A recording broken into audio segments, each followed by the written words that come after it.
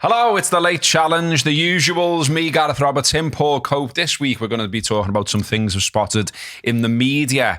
There will also be some football and there will also be the fact of the week. And the thing I'm kicking off with first that I've seen in the media is, what do you think's a fair price for some fish and chips? I've done that thing where you've gone to Chippy like in recent times and just gone, oh, it's a bit dearer, isn't it? But everything's a bit dearer, isn't it? You know what I mean? Like everything's gone up. We talked about that before on here. But I spotted this one, and this just seems like daft southern bollocks, to be honest with you, to put none too fine a point on it. So this is for fish and chips, £37 for fish and chips. This is Tom Kerridge, who's been slammed, says the Daily Mail, for increasing the price of his fish and chips to £37, with customers complaining they only get a tiny slither of food. Now, you get 8 chips. 8? I've just opened the article you sent me. You shouldn't be able to count your chips, should you? No. I mean, I think that should be a general rule with chips. You shouldn't be able to count sound, but you know what I mean? Nevertheless, I'm wanting more than 8 and definitely for 37 quid. To be honest with you, for 37 quid, I want a room. Do you know what I mean? I want my fish and chips and then a fucking bed for the night. Do you know what I mean? But yeah, this is a Cornish fish coated in Kerridge's gluten-free batter and served with 8 chips, some Matson curry sauce, tartar sauce and peas pudding. Still not worth that. It's still not worth that, however you spin this. And he's a Michelin starred and all this kind of shit, but I don't care. Do you know what's You're taking the piss, lad. Yeah, but you know what's I've just scrolled down this article you sent me. I mean, so like to put it in context, for the people slamming it and like slagging it off, it's in Harrods. Yeah. But so what? She was going into Harrods and going like, hang on, it's a £5 by ours, that. But, I expect it to be dearer though, but 37 quid, but 8 chips. Yeah, no, I'm with you. I'm 100% with you. But this goes on to another part of our like things we've moaned about in the past. Do you know about articles like sensationalised and stuff? Have you seen how much it was? So the price increase is what they're moaning about, isn't it? Customers have slammed the price increase. Have you seen how much it was before? Yeah, it's only gone up a couple of quid. But 35 quid. So you're like, well, it was already fucking ridiculous. It's only come into my consciousness because I've saw this article. And like, if you just want the chips, it's £9.50. So that's more than a quid a chip. Fucking hell. More than a quid a chip. Do you know what I'm intrigued by now, though? How nice are the chips?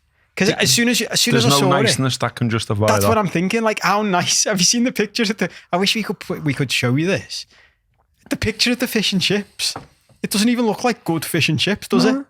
Like, I've had better fish and chips than that for a tenner. Yeah, well, that's what I'm saying. Like, the fella is just absolutely taking the piss. And I just think, like, you know, when you're seeing, like, people can't afford to, like, you know, put meals on the table, they're skipping meals, the food banks are going through the roof in terms of the numbers around the country, more food banks than there are McDonald's and all that. This is just wild. And what the other thing that got me about it as well is justification of it. So, you know, he's obviously had like people ringing him up and all the rest of it. People going to Twitter as they always do. Better off doing your own, too expensive. How much? Just go to the local chippy. 8 chippies and a thin bit of fish. This is pretentious. But he's explained that it's all about the sourcing and the preparation. It's bespoke dining, according to Tom Kerridge. He says the fish in most chippies is frozen at sea in a big block a year ago, then cut up and portioned. The potatoes are maybe 4 weeks old, have gone through a chipper, being cleaned and put into cheap oil. Then they're wrapped in paper with malt vinegar and salt. Yeah, I mean, and it's nice. Yeah. And then he goes on to say, and this is where this is what does me head in about pretentious restaurants and all that. Like the bullshit that they dream up.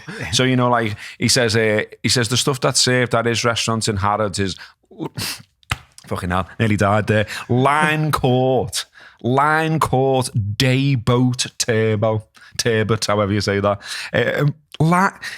So what? So does that make it taste nicer because someone caught it with a line? A fella caught it with a fishing rod. And now that it was on a day boat. My uncle fishes. He could be a fucking millionaire. He brings stuff back.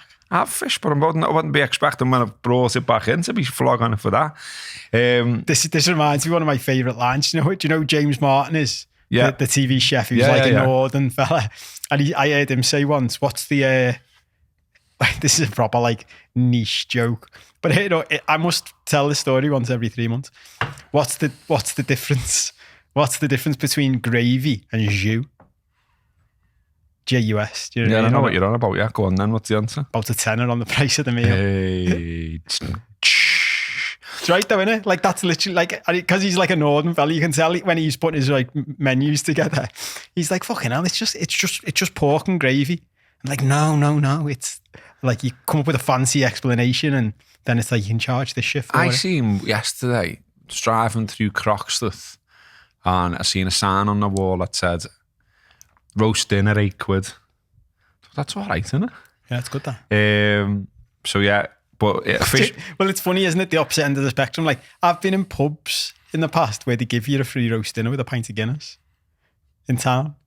And it's not that long ago. When you think how much time has changed. Like fish finger sandwich at this fella's gaff, £18. And you know, there's all this about he's one of the best loved chefs and blah blah blah blah blah. But yeah, it just sort of like it just jumped out at me as like I don't think there's any justification ever for charging that amount of money for that amount of food, no matter who's caught it and what boat they were in and what butter you're putting it in and all the rest of it. So that's news article number one. I forgot to start my little clock here, lad. Here we go. The next one I spotted, which I liked, this was in the Mirror, and these are these like mad top 10 lists that people produce. That is just PR companies basically, isn't it? And it'll involve them pushing a product somewhere along the way. But they're still interesting because I think they spark conversation and that's why we're here.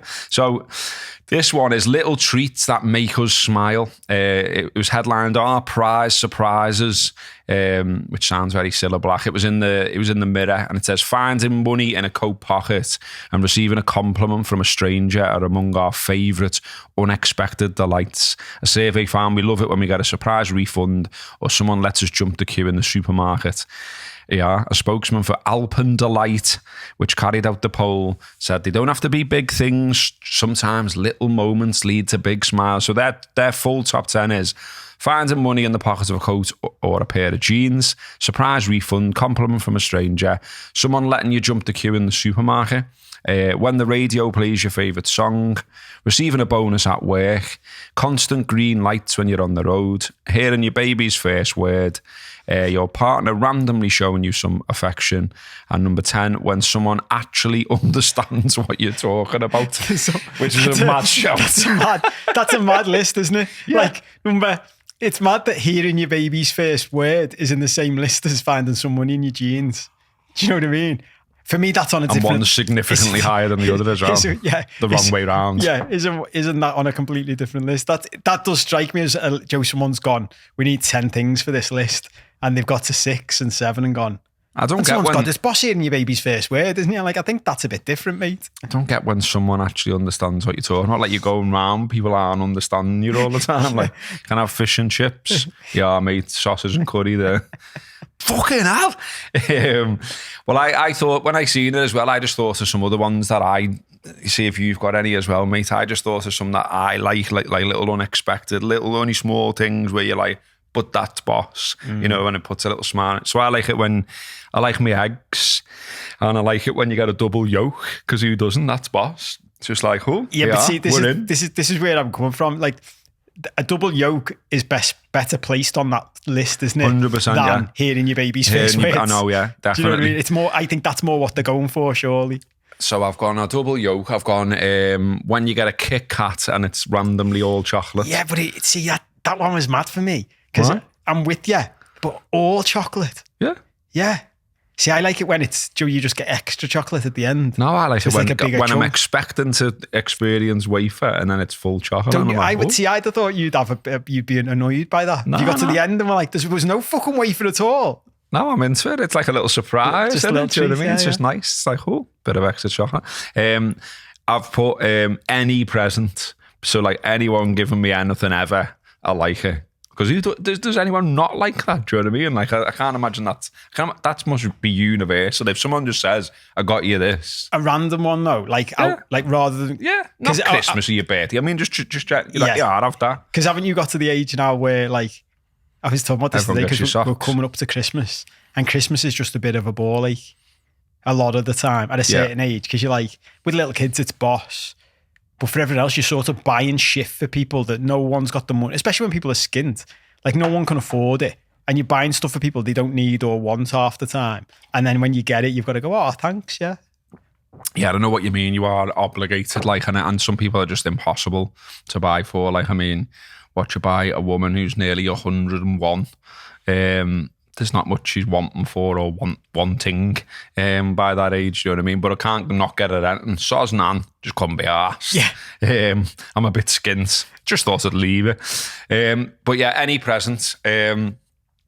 I randomly was able to take my son to the derby on Saturday, so that was boss. It came from nowhere. He's got a message, 2 tickets going there. Do you want them for you? Yeah, Sam, boss, Sam. And it was just out of nowhere, so it was boss to be able to ring him up, because I'd said to him, do you want to go to the Toulouse game? And he's gone, all right, yeah. But equally, you can tell, like, he's not exactly buzzing to go and watch Liverpool Toulouse, because he went to the other one, the other European game that we played the other week against Union, whatever they were called. Oh, yeah. It's boring, that game, And so I think he's thinking it's going to be another one of them. Yeah. And so when he'd replied to me the other day about that, he'd gone like, and then he going for the derby? And I said, oh, yeah, you'll be lucky. And then last minute I was able to get him. That's so boss, yeah. I got him out of bed to tell him, do you know what I mean? He's like, whoa, what do you want? Knackered. And I was like, do you want to go to the derby? He's like, oh, yeah, go ahead. So that was great. Nice. Being told you look young or younger, I think, is always a good one. Who doesn't enjoy that?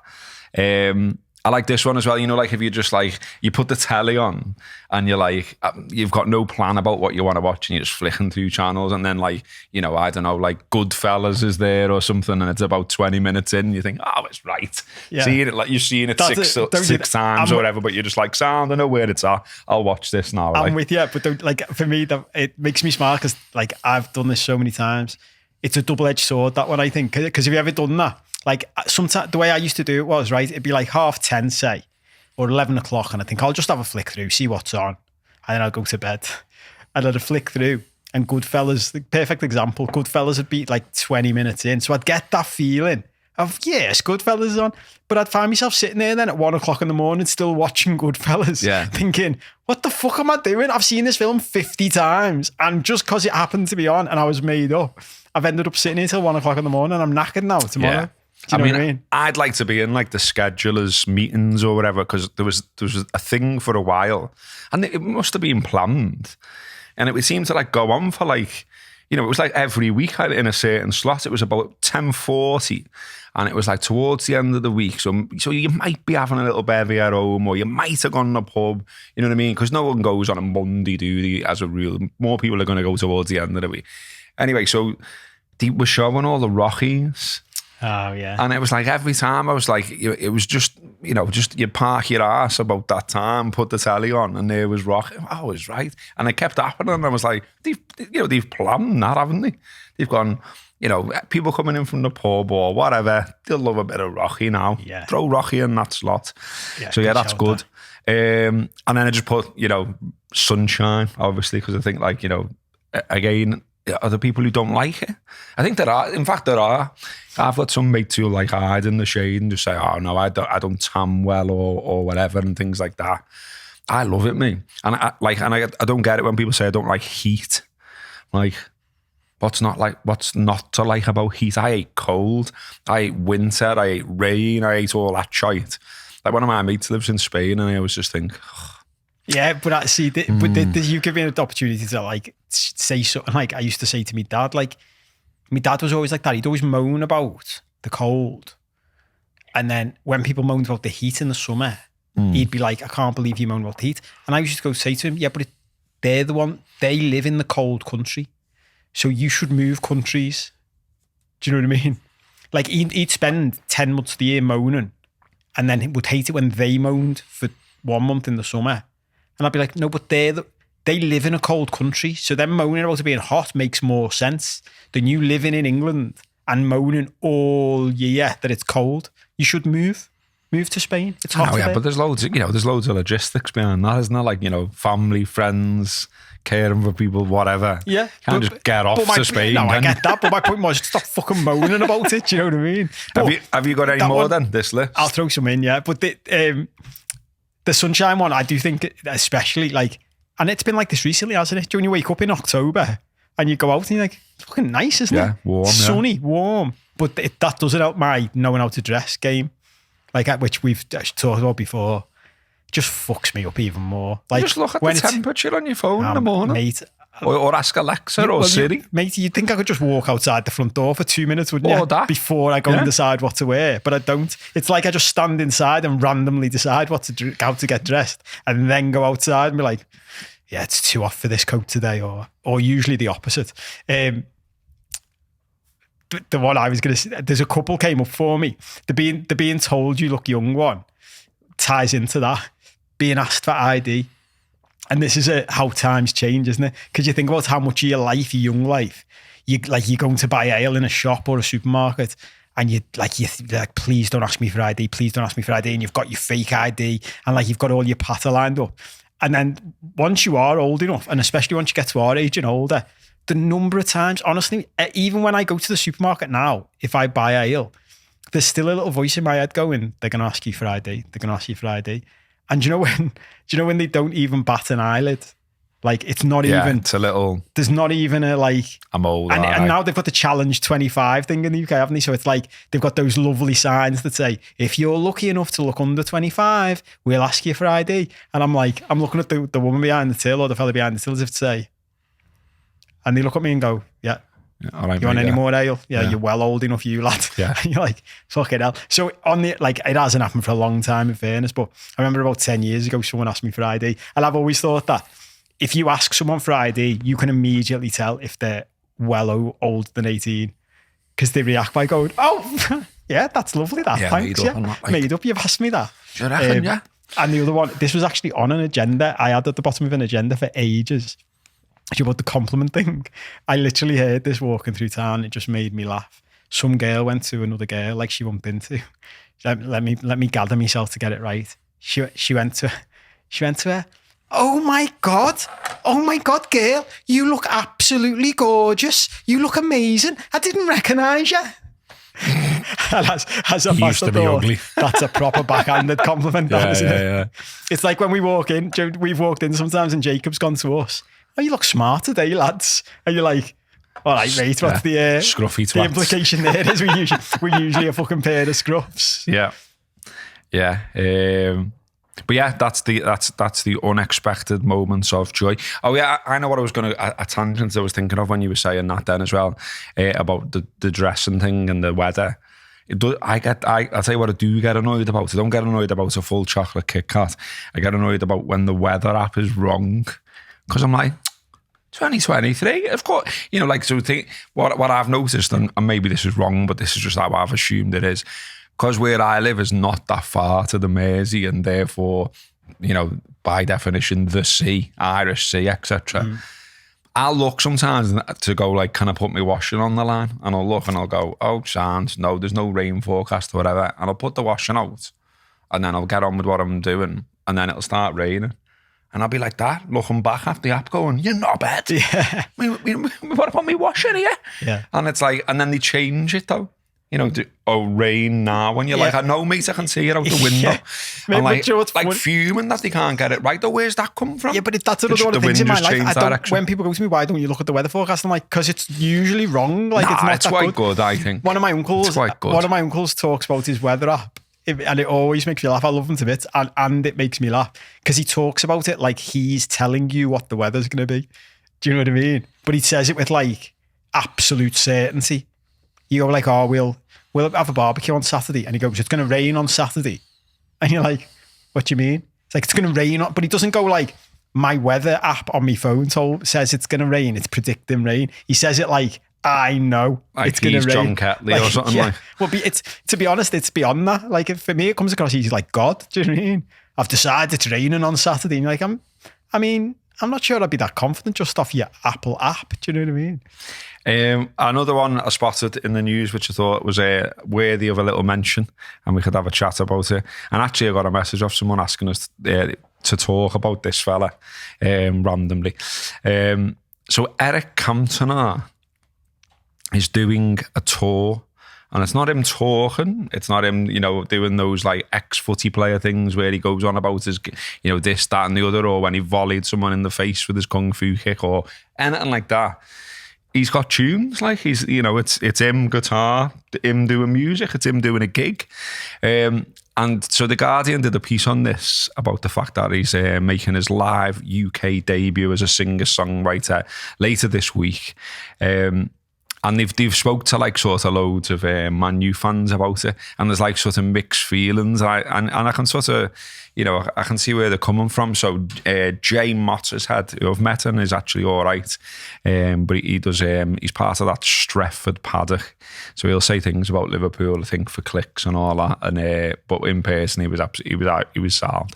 But anyway, he said he loves, like, I love the man, and I don't want to sit there and watch him sing, because what if he's rubbish? Like it'll spoil his aura. Yeah. But other famous Mancs have said that they go and they love him, they love everything about him. He's like a god to them, and they'll be there. I just wondered what you thought about this. About like, would you go and if someone offered you a free ticket to go and see Eric Cantona gigging in Liverpool, would you go? If someone offered me a free ticket, I might go, just out of curiosity. Yeah. But wouldn't you be like standing there watching them going, fucking prick, the FA Cup final? Yeah, I know what you mean. Yeah. But it's funny, isn't it? Because we'd sort of have the opposite of that lad, wouldn't we? Because we'd be there going, if he's shit, to be shit. If he's shit, you'd be like, you fucking shit, you. Whereas I can definitely understand. Like if it was one of our legends, if Kenny Dalglish decided to do a tour with a guitar, I'm not sure I'd want to see it. Yeah, that'd be a bit mad. You can see why they'd be like, can you just fucking leave this? Because the other thing is, what's the chances that you could be an iconic footballer and a brilliant singer-songwriter? Might be though. Maybe he's just a talented fella. I was acting in that, hasn't he? Well, I was trying to think if he's poetry as well, of course, when the seagulls followed the trawler. I was trying to think if there was any others where like this could be feasible. And what's her name plays the guitar, doesn't he? And is like, into it. I don't know if he's done gigs, like, but Leighton Baines. Oh, yeah. I've seen him with his guitar. Oh, yeah, rocking round for him. Be like, yeah, so he's a possibility, isn't he? Like, you could imagine him like popping up in a few years, like doing gigs maybe. Well, did you hear? Well, you were at the match, so you wouldn't have heard it on Saturday. We're crossing streams on our shows now, aren't we? But I'm pretty sure it was Onana. One of the commentators said, when he was coming into the ground this morning, he had his headphones on and he was singing at the top of his voice. Sounded good, like was dead happy. And Rio Ferdinand was doing co-commentary and said, he's about to release a single. He's actually a really good singer. Really, yeah? Yeah, I'm sure it was him. What's the name? Used to do a bit, didn't he? Like, wasn't he like a DJ or some kind of shit, or he was like mixing stuff and all that, Ryan Babel? Because I remember being a proper R fella. I mean, that's if you're going back a few years, but I remember going, needs to get the footy bit right on your footy knob, yeah. All of that, as though he hasn't got like loads of time on his hands. Yeah. But you know what? I know we are older than we were back then, but I'm still the same as that now. I'm like, fucking hell, mate, you can't kick with both feet. Like, if you can't kick with both feet, you shouldn't be doing stuff in your spare time other than practicing with your other foot. Do you remember with Cantona? Because he's a bit of a weird fella, isn't he? Do you remember when he randomly put this weird video on Instagram? I'd forgotten it until you put it in the agenda for this. Yeah, because when I started writing the agenda, I thought, I'll just feel like I should mention this. So for those that didn't ever see it, still kicking around online. Very weird. He took it off his Instagram after the reaction, but it was basically like you saw Eric, like, and he was holding an iPad. And then like it sort of zooms in on the iPad and you saw like an erect knob break an egg. And there was never any explanation for it. He never offered one at any point. Nothing ever appeared online about why he did it or what the relevance of it was. And it just went again. And it was like, you know, and I know he's a bit mad and like, you know, says mad things, and we all remember the seagulls following the trawler thing, and obviously the kung fu kick in the face, which I was fully behind, to be fair. But that was just weird. Like, what's going on? What, you know, like I've got a piece here describing it, and it says the lower half of a naked man can be seen, an egg resting on his stomach and his legs pressed tightly together, his penis out of sight. The man then spreads his legs and the erect penis flings through the air and cracks the egg. The camera then pans back up to the still, expressionless face of Eric, who then ends the broadcast. What the fuck? Yeah. Like, what are you up to, Eric? Do you know what I mean? And like the other one I enjoyed about him, I didn't enjoy the egg thing. It was weird. But I did enjoy the fact that he randomly ended up on Once by Liam Gallagher. He's in the video, isn't he? Yeah. And Liam explained the sort of story behind that. And, you know, he did it in his Liam way, like, and it's probably better if you hear him saying it than me, but nevertheless. And he basically said, like, you know, the idea came up, and he put to him, he was just like, you know, he was like, you know, we'll pay you. I've got money. Mm. We'll sort out your flight. I'll sort my own flight. All right, well, and like, you know, there's the lyrics are about, there's the bit about drinking the glass of wine and all that. And he's like, well, we'll sort you some good wine. I've got my own wine. And it was like, apparently he just rocked up, did it, and got off again. And like, he's never heard from him since. But all of these stories, including, I know it's fucking weird, but even the one of the egg, I know you've put in here, like, what are your thoughts? So I'm intrigued to hear what you think of him. But I like him, and I think I've always liked him, and I think I've always struggled with stuff like that. You know, and like, you're obviously, when he's playing for United, he's scoring goals against us and winning games and stuff like that. Because it wasn't just the cup final goal. Remember, I think he scored against us in his comeback game after his ban. Do you remember that? Was that the one where and he celebrated by like jumping up on the pole behind the goal? It's mad. I've got a random memory of that. Must be some trauma in there for me, but I always liked him. Like, I like the kicking a fan in the ground. I like the weirdness of him. I like the seagulls following the trawler thing and all that. Because he's just, I really like odd people. I like oddness. I like things that just make you laugh, that are just weird. I like the way he did that, the egg thing. Like, we were literally talking before we started doing the show about doing some stuff on nothing like breaking eggs with erect peni, by the way. Is that the plural of penis? Penises. It was nothing along those lines. But we were saying about like doing something funny and then just never mentioning it, so that the audience are like, what the fuck was that? So I love the fact. Yeah, it definitely wasn't to do with knobs. No, I love the fact he's done that and then just never said anything about it. Mm-hmm. And everyone's like, Eric, what the fuck's that? And he's like, not so, like, just never mentioned it. Well, Gallagher says, I was going, what the fuck? How much money do you want? Any excuse for the man.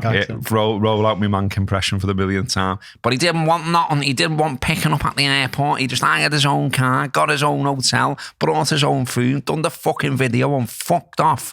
Never seen him again. Didn't want nothing. That's what you call a fucking legend. And that is obviously from a City fan as well. So I know what you mean about him. I mean, you know, I'm similar really. Like, I like a...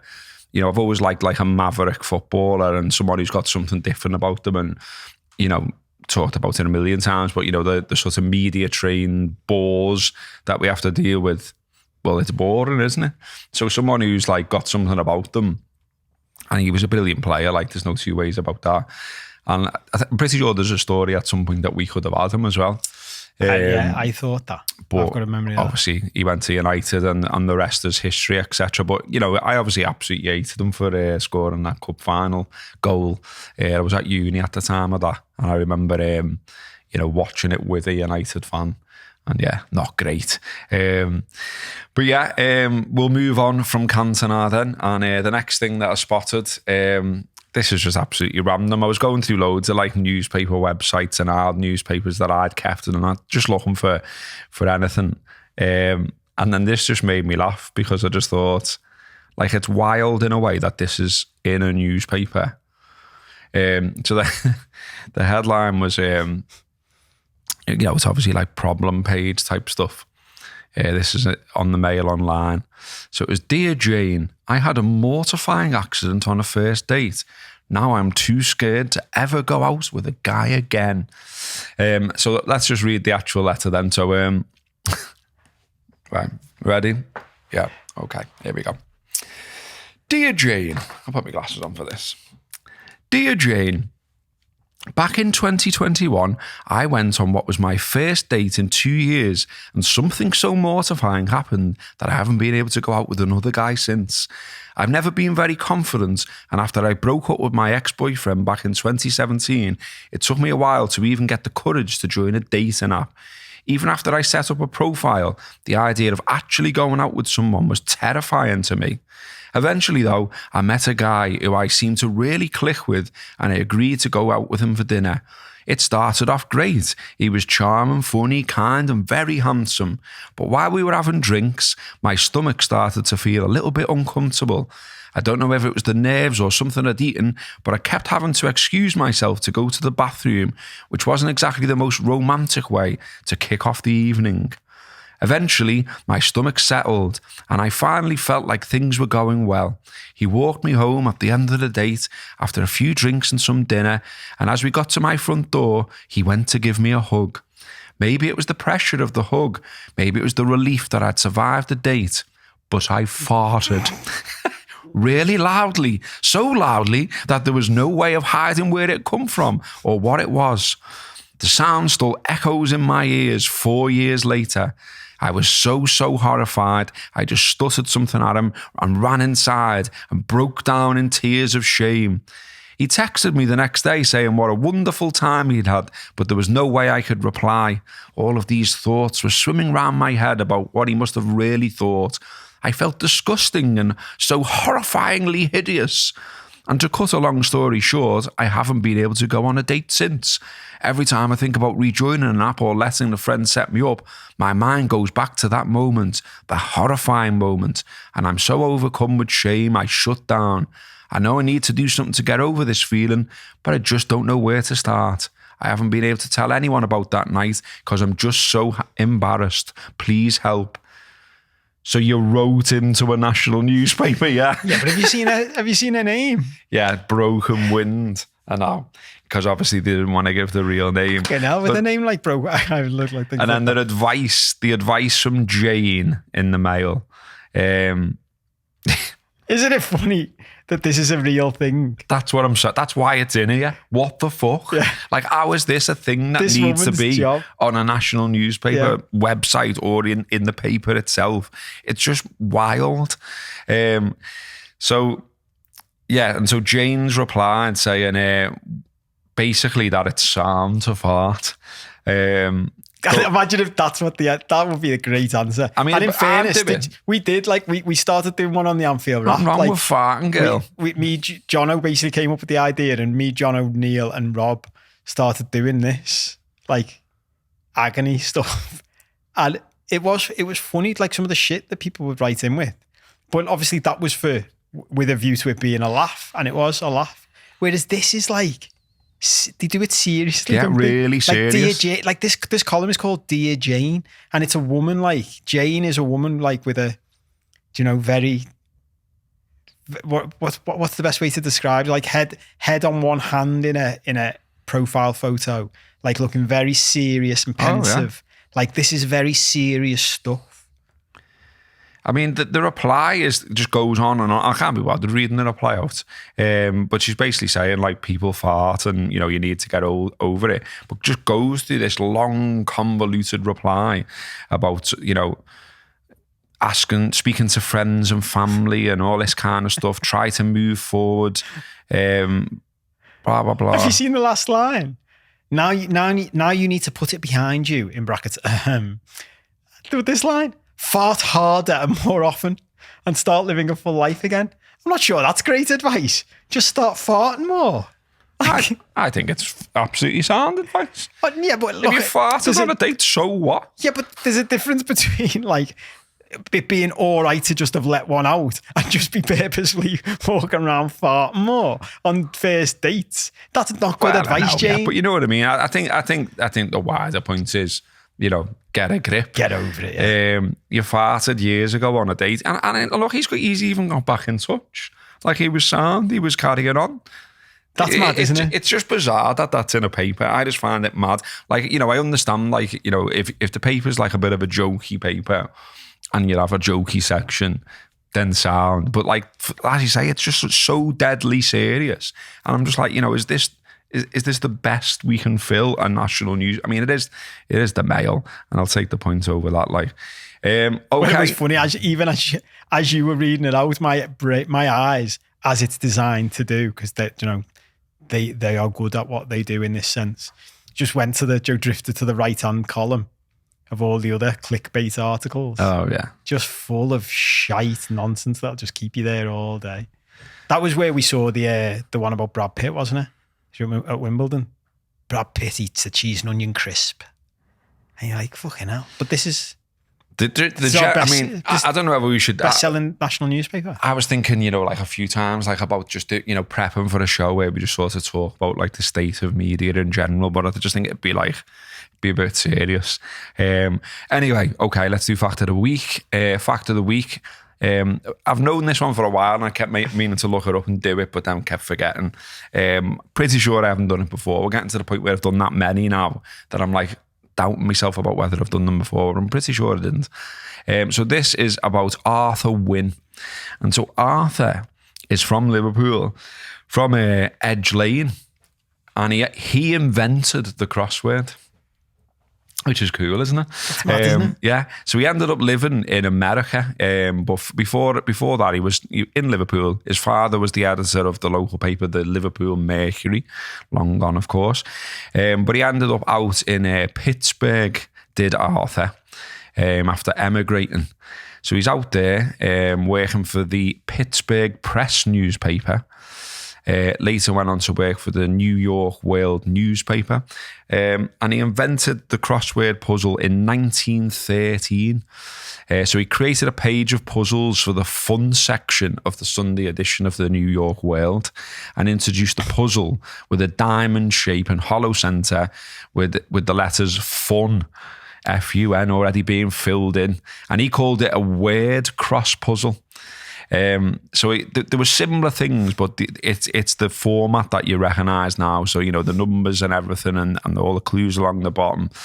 And yeah, he called it word cross, but then there was a typo where it ended up being crossword. And then they decided they'd keep that. And just as a little additional one on Arthur, December 2013, he was honoured with an interactive Google Doodle, commemorating the 100th anniversary of the first crossword puzzle. And that's cool, isn't it? I think if you'd end up getting a Google Doodle. What's a Google Doodle? When you go on Google and there's a thing, there's a cartoon or something happens. On the word. Yeah. Yeah, that was his. So he got one of them. That's nice, he got one of them. I think, like I say, I think if you get one of them, you've done something. And I like that as well. It feels like a sort of, back to the idea of a simple pleasure. The idea of coming up with something like, it's not earth shattering or anything, is it? But equally, it's lasted all this time. It's now in every newspaper. You can buy books of them. People love them. People are addicted to them. Loads of people do them every single day. And some fella from Edge Lane just dreamt that up. That's boss, that. Yeah, I'm into it. That's another one. Like, A, we should know that. Yeah. And B, it's mad. I think we mentioned this on a show a couple of weeks ago. When like something happens that you've never thought of before. Like, it's never even crossed my mind that someone invented the crossword. Do you know what I mean? In my head, and now I stop and think about it, it's like, of course someone had to invent it. But it's as if in my head, it just always existed. But yeah, that's mad, that, isn't it? Sound, isn't it? That's a boss thing to have invented, I think. Like a very under the radar thing that, as you say, like impacts loads of people's lives around the world. That's really good, though. Yeah, there's loads of little things, isn't there? I mean, I was out the other day having a pint with Rob Gutman, and he runs bars himself, etc., and is a fan of pubs. But we're talking about pubs, and we're talking about sort of loads of them end up like in poor states. They're not properly looked after, and they're not it doesn't feel like they're properly considered like heritage sites, but they should be. And then he was saying, well, Rob was saying the kind of is because, you know, there's like a camera thing about sort of like protected pubs. And he was saying about the ones in Liverpool. But also obviously like some pubs are like literally like grade 2 listed or grade 2 star or whatever. Like, so the Vines, as in the big house, which Rob now runs, that's grade 2 star. But I was like, isn't it mad though that no one's gone? Well, why don't we have like plaques on pubs, like tell the story of the pub, like retain the heritage of the pub and all that? And he was like, I'm into that. And I said, well, go and tell the council or something. Because the conversation started, I seen something that Peter Hooton's doing where he does these tours in Liverpool with the other fella out of Frankie Goes to Hollywood, whose name I now can't remember now that I'm sat on a podcast trying to remember. But those two do like music walking tours around the city. And Peter just put up saying like, you know, about the idea of having plaques for them as well. You know, this is the site where X or Y happened. This is the site where someone played on such a day at such a time. You know, all that kind of stuff. And he was like, what sites would like people, you know, like to be sort of, you know, have a plaque? And he spoke to the council, and the council in general are up for the idea as well. So I think you could do something similar with boozers as well. I just think like you should tell the stories of cities and the people who lived in them, and you know, you shouldn't just be allowed to build. I feel like I'm always banging on about this, but I'll do it again. You shouldn't be allowed to just knock things down, build a piece of Lego, and forget about everything that came before. You know what I mean? Anyway, okay. But do you know what's mad about that? I know we've touched on this in the past, but like everyone loves going to places where there's loads of old stuff, and you're like, yeah. Do you know how you get those places? You don't knock down all the old stuff. Yeah. You look after it. You do it up. You invest in it. And you don't just go, yeah, but it costs more to do that. You're like, yeah, it costs more, but it's fucking worth it. It's better than having a load of fucking shitty concrete buildings. I know, it's a shame. Okay, we'll do football challenge now then. So football challenge this week is, I just think, I mean, I wrote something last week about 12:30 kickoffs because obviously the Merseyside derby was one. I am not a fan whatsoever of those times, and not just because of, you know, the Jurgen Klopp sort of coming out against them repeatedly and talking about why he's not into them, and people question his record at that time and all that kind of stuff. But not just because of that. This is more from the perspective of being a fan and footy being the best it can be.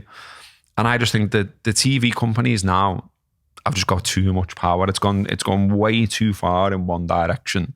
And it feels to me like supporters need to like pull it back the other way a little bit.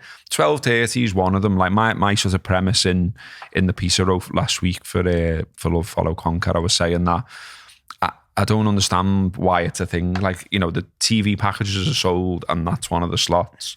Just get rid of it. Because the atmosphere is never the best at R12. I don't believe that, you know, of course there have been good games in that slot, but I don't think generally it's the highest quality for footy at that time, especially coming off internationals and all that kind of stuff. And then you've got the blackout, and people say they want the blackout to go, and then they could flog 3 o'clocks. I think you keep the 3 o'clock because, you know, I value the pyramid and value non-league and lower league. I just think you could kick off Premier League games on a Saturday at 5:30.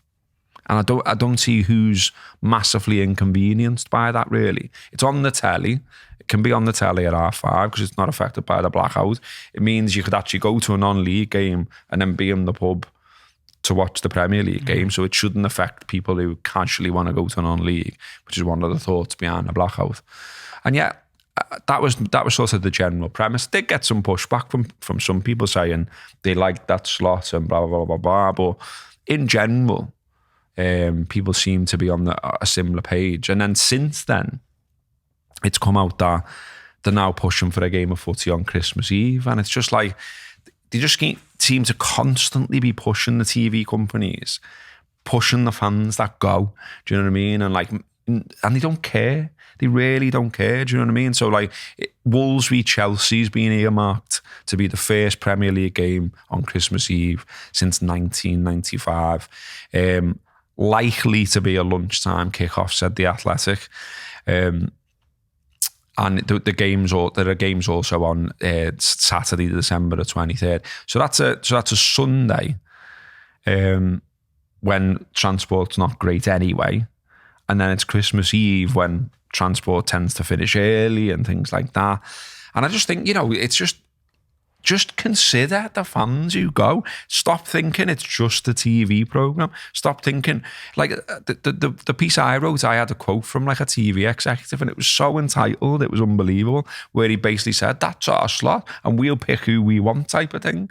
And it's like, no, this game, if we go back in time, is popular just because of normal people, not because of TV companies.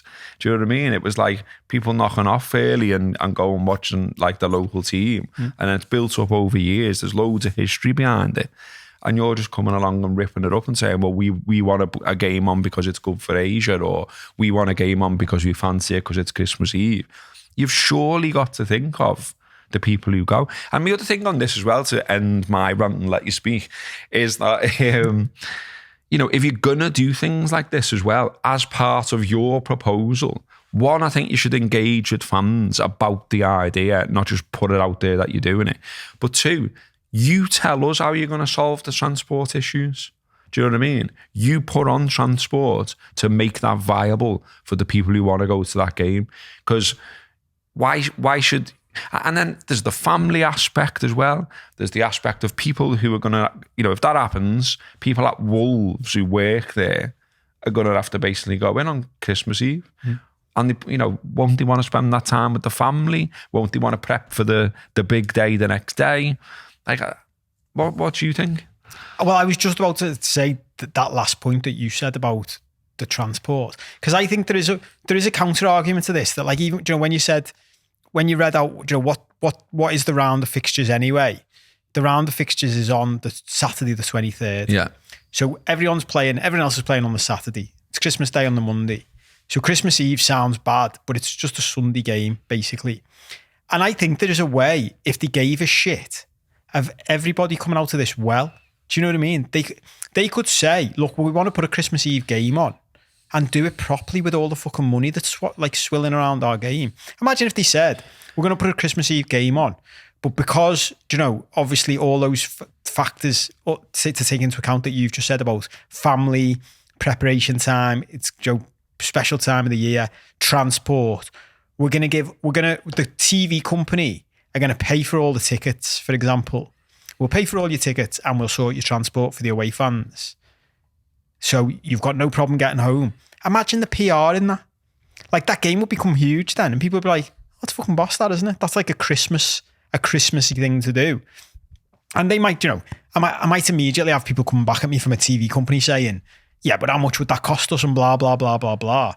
And you're like, okay, well, do the maths. Like, let's figure it out. Let's check. How much does it cost to put on a special train, or how much does it cost? It's Chelsea Wolves.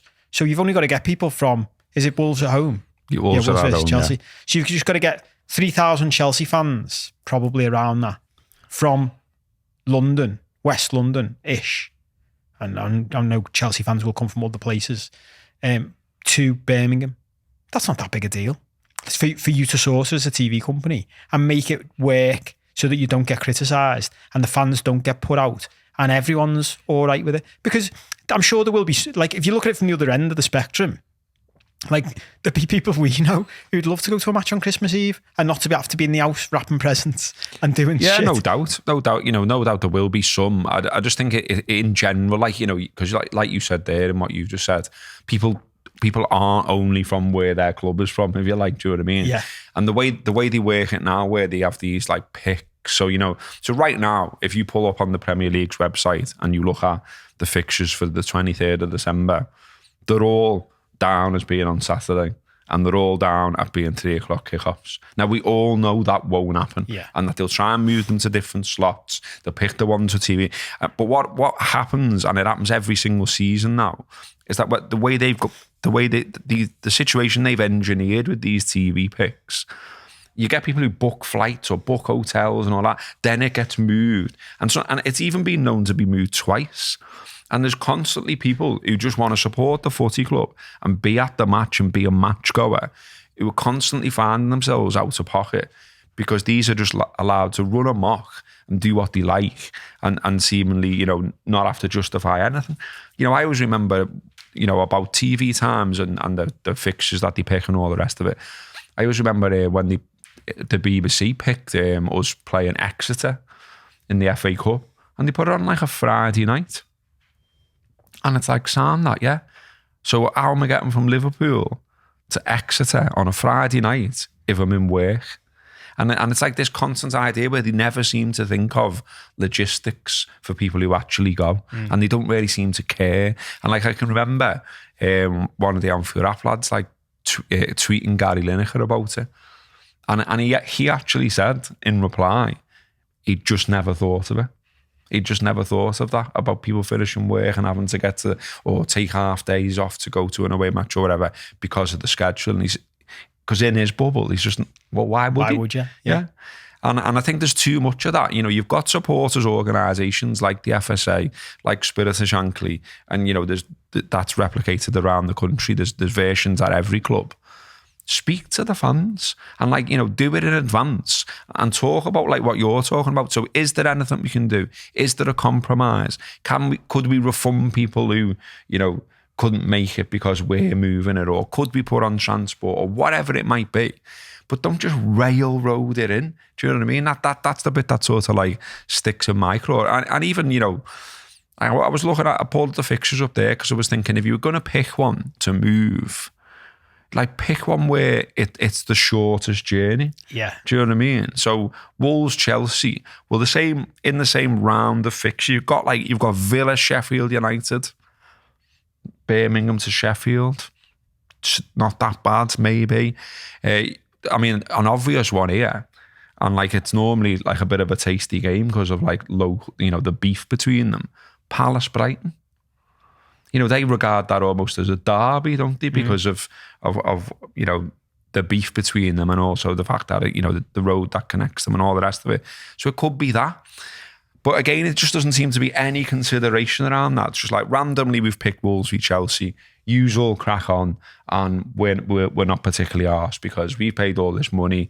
We're the people with the power, and yous are the plebs who just go through the turnstiles. But, you know, it was shown massively by COVID that footy played in front of, you know, empty stadiums, or, you know, like when they started, remember when they put like 2,000 in or whatever it was that time. I think that might have been Wolves actually for us.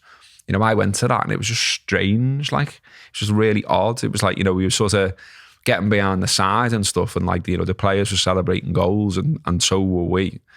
But, you know, you couldn't go near anyone and we're all spaced out on the cop, and it was just a bizarre experience, as was, of course, watching all that season where there's no fans in, there's just flags stretched over swaths of seats. You'd think that, you know, that would make TV companies, people who run football, generally go, oh, well, we see the value of fans now. But, you know, it seems to have very quickly been forgotten. Yeah, that's my thing with it. And this is where, and I know, you know, Liverpool FC as a club gets criticised out from outside the city a lot for this stuff. And it's the sort of like, I don't know, union, militant, I know those words don't go together, but, you know, in separate ways, like idea of like standing up for yourselves and getting together and pushing back against the establishment and all that. But it's stuff like this where I'm like, well, I tell you what, when the TV companies would fucking listen is if everyone just went, well, we're not going anymore. We'll come back when you start thinking about us first. Because they soon fucking change their tune then. And that's where you get that arrogance from, like that fella being like, well, it's our slot, we'll pick what we want. It's because he can. He can say that. And what surprises me more than is something I think we did mention a few weeks ago about Liverpool constantly being picked for that slot. If I was Klopp, it's not the TV company I'd be kicking off on. It's whoever in the club was in the room negotiating that TV deal. Yeah. Because they should have been there going, you can't just pick us all the fucking time. Yeah. Like, from a sporting, like, integrity perspective, every club can only be picked 3 times in a season or whatever it is. Same with all this stuff. Everybody should be like, there's a quota, and your club gets the same as everybody else. So therefore, by association, your fans can only be fucked around so many times. Do you know what I mean? At the very least, do that. But that's where the clubs annoy me, because I can imagine that, Joe, the club executives go in, yeah, but you don't want to fucking bite the hand that feeds you, do you? Do you know what I mean? Like, why are we gonna do that? Because, all right, we'd rather Jürgen was a bit pissed off, actually, and our fans were a bit pissed off, and we got an extra 50 million quid on this TV deal. And you're like, all right, well, sound, where do we go with that then? Yeah, I know. It does feel like they should be pushing back more, definitely. The other thing to remember about this particular story as well is that, so you've got these games scheduled for the 23rd of December. They're on about putting one of them on the 24th. There's then games on Boxing Day. Yeah. Like a whole nother round of fixtures. Yes, if you play on the 24th, you're playing 48 hours later. So exactly. So Wolves are down to be away to Brentford on the 26th, and Chelsea are down to be home to Crystal Palace on the 26th. And that does come down to sporting integrity, doesn't it? That jeopardises the integrity of the competition. Yeah. Because whoever those two teams are playing, and that could both influence us, like, in some way, especially Chelsea. You're like, it's fucking ridiculous. And they're playing the 30th as well. And then there's a little break. I mean, it's mad. That's it, Joe. That always makes me laugh, though, about, like, Joe, when they were arguing for the Christmas break. And I always think this, like, I've talked about this in the past on the Abbey Rap and stuff. It's hilarious. Like, people will talk about it as if they're not talking about human beings. And I'll go to them, all right, just think about it for you, right? I make you do a 10K race today, and then I make you do another one tomorrow, and then I make you do another one 48 hours later. If I go to you, yeah, but I'm going to give you a break next week. It doesn't make any fucking difference. You're still knackered now. Yeah. You're still knackered because you've run too much in 3 days. Knowing you've got a break in a week doesn't make your legs less tired now. It's nonsense. I don't get why you don't want it to just be as good as it can be, you know, bottom line. And, like, you know, I don't get why you get people going on the radio as an example and arguing things like, oh, players moaning again and all this about too much football. There is too much football, that's why. Do you know what I mean? And all we're saying is, we're not saying stop playing football. We're just saying maybe you should look at it to guarantee the quality of it a bit more, instead of just introducing more and more games, more and more competitions, and just constantly your only conversation being, how can we wring absolutely everything out of this, and we don't give a fuck about players, fans, managers, or anything else. Do you know what I mean? Because that's how it looks. But that's the funny thing, isn't it? Like, the people that say that are the people who are just no thought for the player, no thought for the people at the ground. But if you said to them, going back to what you said about quality, but you're sitting on your couch watching this on Sky or BT or whatever, surely you want to see the best game of footy you can. Isn't that the point? 100%. Like, you love seeing Guardiola's side being brilliant, and you love seeing Klopp's side being brilliant for entertainment purposes if you're in neutral. Well, those two fellas, who are two of the best coaches in the world, maybe the two best, bang on about this to try and keep the quality of this as high as possible for you fucker sitting on your couch. So you arguing against them is fucking weird. I know. Because it gets shit. If you just run them all off the ground, it gets shit. Exactly. I had a mad one about the kickoff times things that I've just remembered now, where someone came back to me and said, yeah, but, you know, if it's later in the day, you know, it's like 1 o'clock in the morning or something where I'm watching it. Like, what would you feel like if that was you? And I said, I would think, mate, that if I was following a sport that's played in a completely other like another country on the other side of the world, that they would dictate when the games are, and not me. Do you know what I mean? Like, if I'm into, like, I'm not, but if I was into, like, NFL or whatever, well, I see it on Twitter, like, they're all up at night, aren't they? All the ones who are into it, and they're tweeting about it. And you're going to be. Yeah. Because it's an American sport. They're not saying, you should put kickoff times back. Yeah. And I don't get, like, I get, like, what I've always said about fans in that situation is fair fucking play. Do you know what I mean? Like, fair play to you that you've got up at that time. Yeah. And fair play that, you know, you're that into the football that you'll do that. But, you know, you can't be going to saying to me, because I go and I moan about an R12, well, what are you on about moaning? It's here, mate. Yeah. It's our footy. Yeah. It's our country. It's our club. Like imagine Scousers having a problem with Liverpool v Everton being played in Liverpool at a time to suit another country. It doesn't make any sense. We'll leave it there. That has been the Late Challenge. We'll be back next week as ever. Do check us out on Patreon as well. And if you want more footy stuff, we're doing plenty of that over on This Is Anfield. So check that out as both a podcast and a video show. See you next week.